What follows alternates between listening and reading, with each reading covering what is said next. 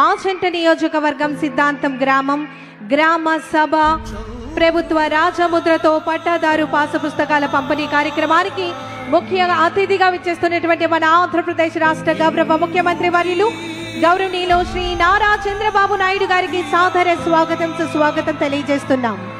దూరదృష్టికి నిర్వచనం, అభివృద్ధికి చిరునామా, సాంకేతికతను ప్రజల జీవితాలకు చేరువ చేసినటువంటి దార్శనిక నాయకులు మన ఆంధ్రప్రదేశ్ రాష్ట్ర గౌరవ ముఖ్యమంత్రి వర్యులు గౌరవనీయులు శ్రీ నారా చంద్రబాబు నాయుడు గారికి ఈ గ్రామ సభ స్వాగతాన్ని తెలియజేస్తోంది. కాలాన్ని ముందే ఆలోచించి భవిష్యత్తును వర్తమానంలో నిర్మించాలనే సంకల్పంతో ముందుకు సాగే వారి నాయకత్వం ప్రతి గ్రామం అభివృద్ధి చెందాలి, ప్రతి రైతు గౌరవంగా జీవించాలి, ప్రతి కుటుంబం సంతోషంగా ఉండాలి అనే లక్ష్యంతో నిరంతరం చక్కటి సేవలు అందిస్తున్నటువంటి ఈనాటి కార్యక్రమం ముఖ్య అతిథి మన ఆంధ్రప్రదేశ్ రాష్ట్ర గౌరవ ముఖ్యమంత్రి వర్యులు గౌరవనీయులు శ్రీ నారా చంద్రబాబు నాయుడు గారికి మీ అందరి కరతాళ ధ్వనుల మధ్య వారికి సాదర స్వాగతం సుస్వాగతం తెలియజేస్తున్నాం. మీ భూమి మీ హక్కు, పశ్చిమ గోదావరి జిల్లా పెనుగొండ మండలం ఆచంట నియోజకవర్గం సిద్ధాంతం గ్రామం గ్రామ సభ. ఈ కార్యక్రమానికి విచ్చేసినటువంటి గౌరవ ప్రభుత్వ అధికారులు, గౌరవ ప్రజాప్రతినిధులు మరియు లబ్ధిదారులు ప్రజలందరికీ కూడా సాదర స్వాగతం సుస్వాగతం తెలియజేస్తున్నాం. అందరినీ కూడా వారి వారి స్థానంలో ఆసనులు కావాల్సిందిగా మనవి. ప్రభుత్వ రాజముద్రతో కూడినటువంటి పట్టాదారు పాసు పుస్తకాల పంపిణీ కార్యక్రమం ముందుగా మన గౌరవ జిల్లా కలెక్టర్ మరియు మ్యాజిస్ట్రేట్ పశ్చిమ గోదావరి జిల్లా గౌరవనీయులు శ్రీమతి సి నాగరాణి ఐఏఎస్ గారిని స్వాగత ఉపన్యాసాన్ని అందించవలసిందిగా కోరుతున్నాం.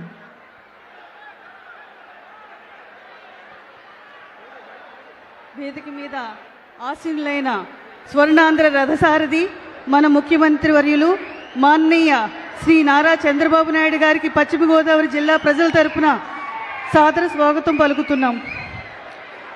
సార్ నమస్కారాలు.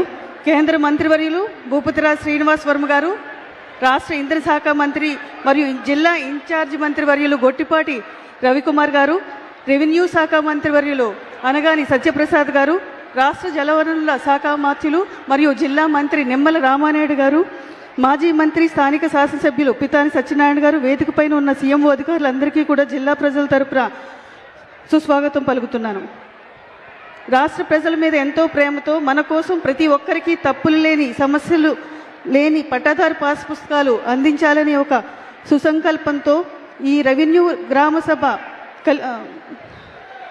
సిద్ధాంతంలో జరుగుతున్న ఆచంట కాన్స్టిట్యున్సీ సిద్ధాంతం గ్రామంలో జరుగుతున్న ఈ గ్రామ సభ కోసం సీఎం గారు మన జిల్లాకి రావడం ఎంతో సంతోషకరం. మీ భూమి మీ హక్కు పేరిట స్వయంగా సీఎం గారి సమక్షంలో మనం ఈ ప్రత్యేక కార్యక్రమం నిర్వహించుకుంటున్నాం.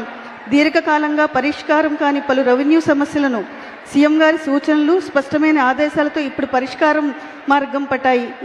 ఈ క్రమంలో మనం సిద్ధాంతం గ్రామంలో 1936 పాస్ పుస్తకాలను పంపిణీ చేసుకుంటున్నాం. అలాగే జిల్లా వ్యాప్తంగా 14 గ్రామాలలో 14,247 పాస్బుక్లు పంపిణీ చేసుకుంటున్నాం. మరోవైపు ఎంతో దూరం నుంచి సీఎం గారిని చూడాలని, వారితో మాట్లాడాలని, వారి సందేశం వినాలని వచ్చిన జిల్లా ప్రజలందరికీ ప్రత్యేక ధన్యవాదాలు తెలియజేసుకుంటున్నాను. వేదికపై ఆసీనులైన ఇతర ప్రజాప్రతినిధులు, నాయకులు, గౌరవ ముఖ్యమంత్రి వర్యులకు మరొకసారి సాదర ఆహ్వానం జిల్లా ప్రజలందరి తరపున పలుకుతున్నాను. Thank you. గౌరవనీయులు స్థానిక శాసనసభ్యులు, ఇప్పుడే ఆయన పేరు చెప్పంగానే ఆయన మాట్లాడుతూ ఉంటే బ్రహ్మాండంగా చప్పట్లు కొట్టారు.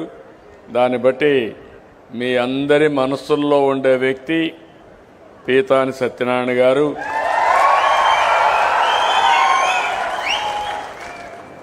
నేను అప్పుడప్పుడు టెస్ట్ చేస్తున్నా, ఎమ్మెల్యేలు మీకు అందుబాటులో ఉన్నారా లేదా, అదే మాదిరిగా మీకు ఆమోదయోగ్యం అవునా కాదా కూడా టెస్ట్ చేస్తున్నా.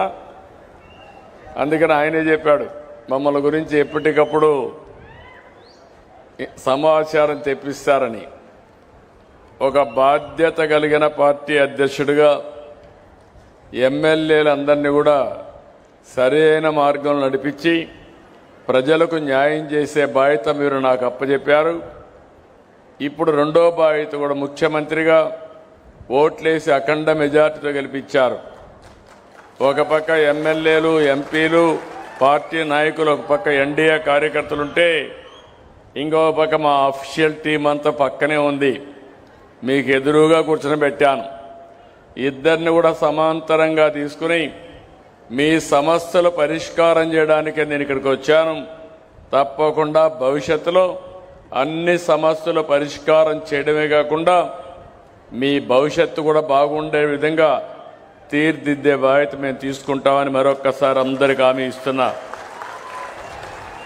ఇక్కడ పార్లమెంట్ సభ్యులు, గౌరవనీయులు, కేంద్ర మంత్రివర్గంలో సభ్యులు భూపతిరాజు శ్రీనివాస్ వర్మ గారు, ఆయన కూడా ఎప్పుడు కూడా బీజేపీకి చాలా గట్టిగా పనిచేశాడు.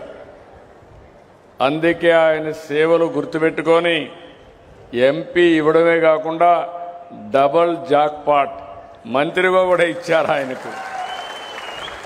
ఇప్పుడు ఆయన ఇక్కడుండి మీ అందరి సమస్యలు పరిష్కారం చేస్తారని చెప్పి ఆశిస్తున్నా. ఇంకో పక్కన రెవెన్యూ సమస్యలన్నీ పరిష్కారం చేయడానికి రెవెన్యూ శాఖ మంత్రి అనగాని సత్యప్రసాద్ గారు ఈ పట్టాదారు పాస్ పుస్తకాలను ఆయన ఆధ్వర్యంలోనే మీకు ఇవన్నీ పరిష్కారం అవుతున్నాయి.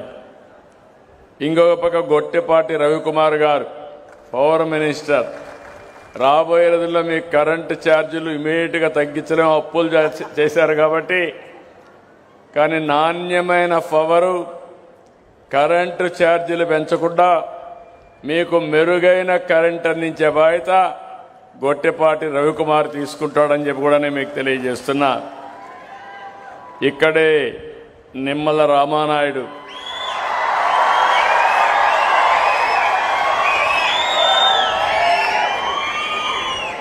నిమ్మల రామానాయుడు మీరు చూస్తే మామూలు ఎన్ని పదవులు వచ్చినా ఎల్లో షర్ట్ మాత్రం వదిలిపెట్టాడు. పెళ్ళప్పుడు కూడా ఎల్లో షర్టే ఉంటుంది. రెండోది సైకిల్ కూడా వదిలిపెట్టాడు. ఎక్కడికి పోవాలన్నా కారులో పోయే అవకాశం ఉన్నా సైకిల్ మీద తిరుగుతూ సామాన్య ప్రజల్లో ఒక్కడుగా నిరంతరం పనిచేస్తున్నటువంటి రామానాయుడు గారు, ఆయనకు ఒక పెద్ద బాధ్యత అప్పచెప్పాం. భవిష్యత్తులో నీటి సమస్య లేకుండా తాగడానికి, వ్యవసాయానికి, ఇండస్ట్రీకి నీళ్లు ఇచ్చే బాధ్యత ఆయన చేయాల్సిన అవసరం ఉంది. ఆ బాధ్యత అప్పచెప్పాం. ఇక్కడే ఎమ్మెల్యే పక్క నరసాపురం ఎమ్మెల్యే గౌరవనీయులు బొమ్మిడి నారాయణ నాయక్ గారు ఒక వెనుకబడిన వర్గాల నుంచి వచ్చారు. మన జనసేన పార్టీ నుంచి వచ్చారు. వారు కూడా రాత్రి మగుళ్ళు పనిచేస్తారు. వాడికి కూడా మనస్ఫూర్తిగా స్వాగతం. అదే మరి గౌరవ శాసనసభ్యులు ఉన్నారు. గౌరవ శాసనసభ్యులందరికీ, చైర్మన్లు ఉన్నారు. చైర్మన్లందరికీ, ప్రజాప్రతినిధులందరికీ, ఇంకొక పక్క అధికారి honourable special chief secretary commissioner of revenue Shri Jayalakshmi గారు, జిల్లా కలెక్టర్ నాగవాణి గారు, ఇంకో పక్క నా పక్కనే ఇద్దరు బెనిఫిషరీస్ కూర్చోబెట్టుకున్నాను. నేను ఎక్కడికి వచ్చినా నా పక్కనుండేది మంత్రులు, ఎమ్మెల్యేలు, అధికారులు కాదు, సామాన్య ప్రజల యొక్క కష్టాలు తెలుసుకోవాలనే ఉద్దేశంతోనే ఈరోజు పట్టాదారు పాస్ పుస్తకాలు ఇస్తున్నటువంటి ఇద్దరు లబ్ధిదారులు పక్కన కూర్చొని పెట్టుకున్నాం. ఈరోజు ఇక్కడికి వచ్చినప్పుడు మీ అందరికీ కూడా మరొక్కసారి మనస్ఫూర్తిగా ఈ మీటింగ్కి స్వాగతం పలుకుతున్నా. ప్రత్యేకంగా మా ఆడబిడ్డలకు అభినందనలు, స్వాగతం, సుస్వాగతం. పెద్ద ఎత్తున వచ్చారు. మీ అందరికీ అభినందనలు. ఈరోజు గోదావరి జిల్లా, ఎప్పుడు ఈ జిల్లాకు వచ్చినా ఒక ఆహ్లాదకరంగా ఉంటుంది. ఎటు చూసినా ఒక పక్క గోదావరి పరవళ్ళు, ఇంకో పక్కన పచ్చని పొలాలు, కొబ్బరి తోటలు ఎక్కడా ఒక సెంటు వేకంట్ లేకుండా సెంటు కనపడిస్తే చెట్టు పెట్టే మనస్తత్వం ఉండే రైతు ఉండే ఏకైక జిల్లా వెస్ట్ గోదావరి జిల్లా. భూమిని సద్వినియోగం చేసుకుంటారు. పంటలు పండించడంలో మీకంటే మించిన వాళ్ళు ఎవ్వరూ లేరు. ఇంకొక పక్కన ఒకప్పుడు గోదావరి జిల్లాలే, గోదావరి డెల్టానే దేశానికి అన్నం పెట్టిన రోజులు. అలాంటి గోదావరి జిల్లాలో ఈరోజు మీ అందరితో మీకొక పెద్ద అనుబంధం, భూమితో విడదీయరాని అనుబంధం మీ అందరిది. అయితే నాకు కూడా కొన్ని ఇబ్బందులు. ఎక్కడైతే నేను విశాఖపట్నం పోతే భూమి కావాలంటే ఇస్తారు, అక్కడ పెట్టుబడులు వస్తున్నాయి, పెద్ద పెద్ద ఇండస్ట్రీస్ వస్తున్నాయి. రాయలసీమకు పోతే భూమి కావాలంటే ఇస్తారు, అక్కడ కూడా పెద్ద ఎత్తున వస్తాయి. ఇక్కడ మాత్రం ఒక సెంటు భూమి ఇవ్వాలంటే చాలా కష్టం, సేకరించాలన్నా కష్టం. ఓసారి నాకు అనిపిస్తుంది ఈ జిల్లా పైన నాకు ప్రత్యేకమైన అభిమానం ఇప్పుడే కాదు, మొదటి నుంచి కూడా ఈ జిల్లా నన్ను పార్టీని ఆదరించారు, అభిమానించారు. అలాంటి జిల్లా. కానీ ఇండస్ట్రీస్ కూడా రావాలి. ఒక పక్క అక్వాకల్చర్ నిన్నే కేంద్ర మంత్రులు 4 వచ్చారు. నలుగురితో విశాఖపట్నంలో ఒక మీటింగ్ పెట్టి భవిష్యత్తులో అక్వా రైతులను ఆదుకోవడానికి కూడా ఒక ప్రణాళిక తయారు చేస్తానని చెప్తాను. ఇంకొక పక్కన మీరు ఒకసారి చూస్తే ఇలాంటి జిల్లాలో మీకు గొడవలే తెలియవు. ఎప్పుడు కూడా మీరు ఎక్కడ విరోధాలే పెట్టుకోరు. అలాంటిది మీ జిల్లాలో కూడా గత ప్రభుత్వం భూ సర్వే పేరుతో చాలా అవకతవకలు చేశారు, రికార్డులు మార్చారు, మీ భూమి 22Aలో పెట్టారు. ఇలాంటి అనేక సమస్యలు చేసి మీకు ఇబ్బందులు కలిగించారు. అంతేకాకుండా మీ మధ్య చిచ్చు పెట్టే పరిస్థితి కూడా వచ్చారు. అందుకే ఈరోజు నేను ఒకటే ఆలోచించాను.